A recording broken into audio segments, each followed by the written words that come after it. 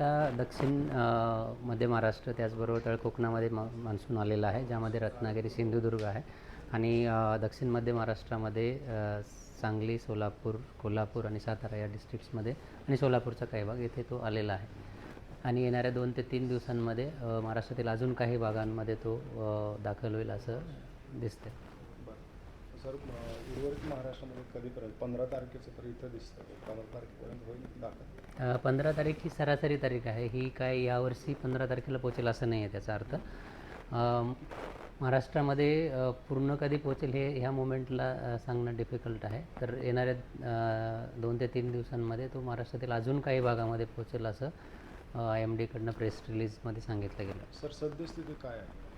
सध्या जर बघाल तर आपण तो तळ कोकणामध्ये आलेला आहे आणि दक्षिण मध्य महाराष्ट्रातील काही भागामध्ये आलेला आहे असं आपण म्हणू शकतो. बरं सर, एल निनोचं काय आहे सद्यस्थिती? एल निनो सध्या न्यूट्रल कंडिशनमध्ये आहे. जुलैपर्यंत तो सक्रिय होईल आणि त्याचा इम्पॅक्ट आपल्या मान्सूनवर होऊ शकतो आणि आपला जो दुसऱ्या टप्प्यातला दीर्घकालीन अंदाज दिला गेलेला आहे त्यामध्ये सांगितलं गेलं आहे की तो पूर्ण देशाचा जर विचार कराल तर तो सरासरीपेक्षा 90% इतकाच पडेल असं सांगितलं गेलं. बरं सर, सध्या शेतकरी पेरणीबाबत आशंका आहेत.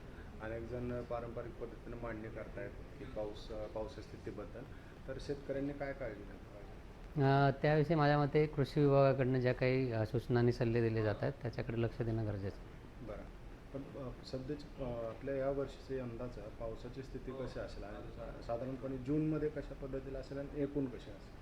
एकूण तर मी सांगितलं की सरासरीपेक्षा कमी पाऊस पडण्याची शक्यता भारतासह महाराष्ट्रामध्ये सुद्धा आहे आणि जूनचा पाऊस आपण ते मॉनिटर करतो आहे. येणाऱ्या 4 ते 5 दिवसांमध्ये महाराष्ट्रातील बहुतांश ठिकाणी थंडरस्टॉर्म्स म्हणजेच वादळी पावसाची शक्यता बहुतांश जिल्ह्यांमध्ये दिसून येते आणि त्यानंतरचं जे काही अपडेट्स असेल ते आपण देऊयात. बरं सर, पेरणी करताना काय करायला पाहिजे पण शेतकऱ्यांनी कधी करायला पाहिजे?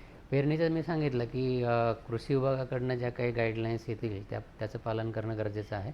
कारण फक्त पावसावर सगळं अवलंबून आहे किंवा मग फक्त काही आताचा जो पाऊस पडतो आहे तो सर्व दूर नाही आहे. त्यामुळं मान्सूनचा पाऊस ज्यावेळी पूर्ण सक्रिय होईल त्यानंतर जे काही गाईडलाईन्स कृषी विभाग देईल त्याचं पालन करणं गरजेचं आहे. वेगवेगळे अंदाज व्यक्त केले जात आहेत, त्याबद्दल काय म्हणतात? त्याविषयी आपण म्हणजे मला तर असं वाटतं की IMDकडनं जे अधिकृतपणे सांगितलं जात आहे त्याला फॉलो करणं गरजेचं आहे आणि त्यानुसार गव्हर्नमेंटकडनं जे काही गाईडलाईन्स दिले जात आहेत त्याच्याकडे लक्ष देणं आत्ता सध्या तरी महत्त्वाचं आहे. सर, पुणे आणि परिसरामध्ये कधीपर्यंत व्यापून जाईल पाऊस? पुणे डिस्ट्रिक्टमध्ये काही ठिकाणी वादळी पाऊस पडतो आहे, नॉट एक्झॅक्टली पुणे सिटीमध्ये, पण काल बारामतीला पाऊस झालेला आपण बघितला आणि आसपासच्या तालुक्यांमध्ये सुद्धा पाऊस पडतो आहे. परंतु तो पूर्वमोसमी पाऊस आहे. मान्सून पूर्ण पुण्यासह मुंबई किंवा पूर्ण महाराष्ट्र व्यापण्यासाठी अजून काही दिवसांचा वेळ लागेल आणि अजून काही भागामध्ये तो 2 ते 3 दिवसांमध्ये येईल जसं मी आधी सांगितलं. सर, खंडीय स्वरूपात पाऊस पडतोय का? सॉरी, खंडीय परिसरमध्ये काय असं स्पेसिफिक एरियामध्येच पाऊस पडतोय, शेजारी पाऊस पडत नाही असं होतं? हां, असं म्हणजे ज्यावेळी ट्रान्झिशन असते, ज्यावेळी उन्हाळ्यातून किंवा प्री मान्सूनमधून मान्सूनमध्ये ट्रान्झिशन होते तर त्यावेळी अशा प्रकारची परिस्थिती होते जो की सर्वदूर पाऊस पडत नाही, काही ठिकाणी पडतो, काही ठिकाणी पडत नाही आणि तो वादळी स्वरूपाचा असतो. तर तो मान्सूनचा पाऊस नाही असं आपण म्हणू शकतो त्याला आणि मान्सून यायला अजून वेळ आहे म्हणजे बाकीच्या रिजनमध्ये.